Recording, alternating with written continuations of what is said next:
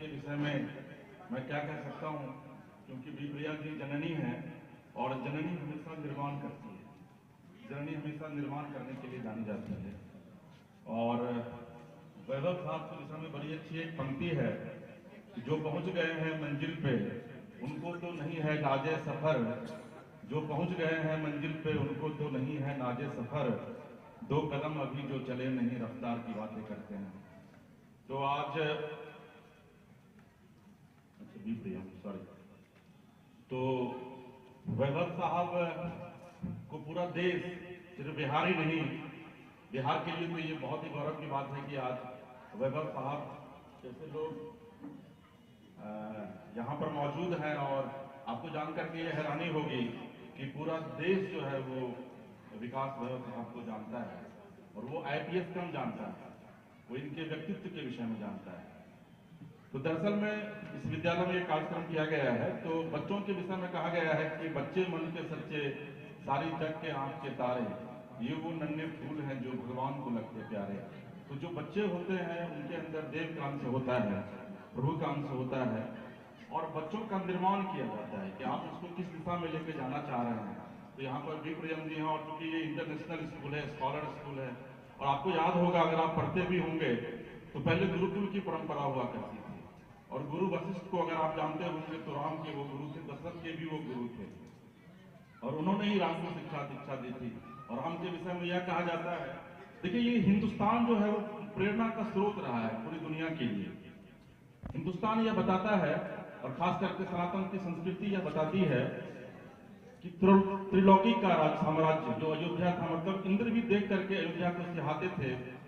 और उस साम्राज्य को एक सेकंड में प्रभु श्री राम ने छोड़ दिया।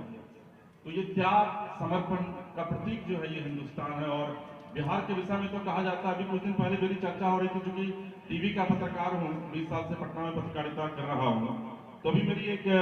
लीडर के साथ बात हो रही थी, तो उन्होंने कहा कि भाई बिहार जो है वो राजनीतिज्ञों को जन्म देता है। मैंने कहा कि नहीं आप गलत बोल रहे हैं, बिहार जो है वो बौद्धिकता की धरती है,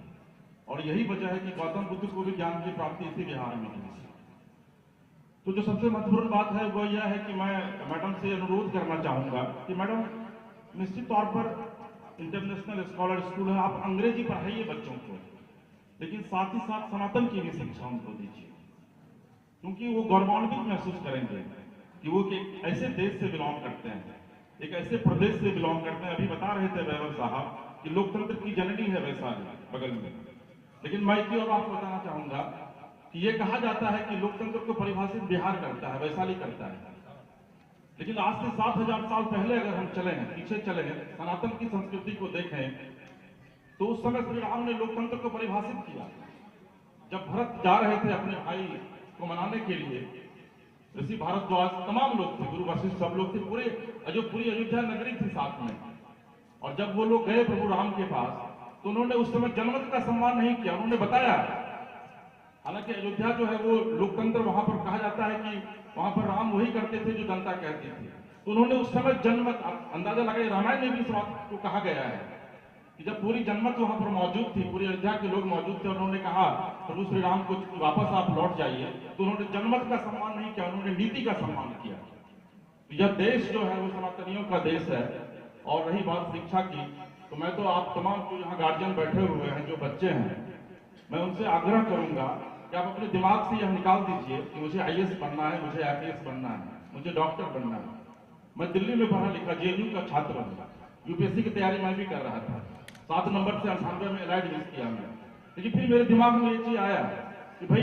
हिंदुस्तान कितने IAS IPS को जो है वो बनाएगा। आप सबसे पहले एक अच्छा इंसान बनिए, और स्वामी विवेकानंद से आप प्रेरित होइए, जो कोई IAS IPS नहीं थे, कोई डॉक्टर इंजीनियर नहीं थे, कोई राजनेता नहीं थे, लेकिन आज पूरा विश्व स्वामी विवेकानंद को नमन करता है। तो अपने व्यक्तित्व का विकास निश्चित तौर पर कीजिए। और रही बात शिक्षा की, तो कहा जाता है कि शिक्षा जो है वो संस्कार की जननी है, और संस्कार हमारी संस्कृति का विकास करता है।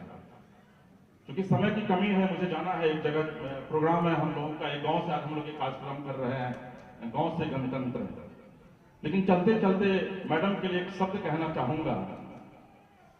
कि मैडम, जब भी शिक्षा के जगत में कहीं भी देना होगा उदाहरण, तो सबसे पहले मैं दे दूंगा आपका उदाहरण। इन्हीं चंद शब्दों के साथ मैं अपनी वाणी को विराम देता हूं।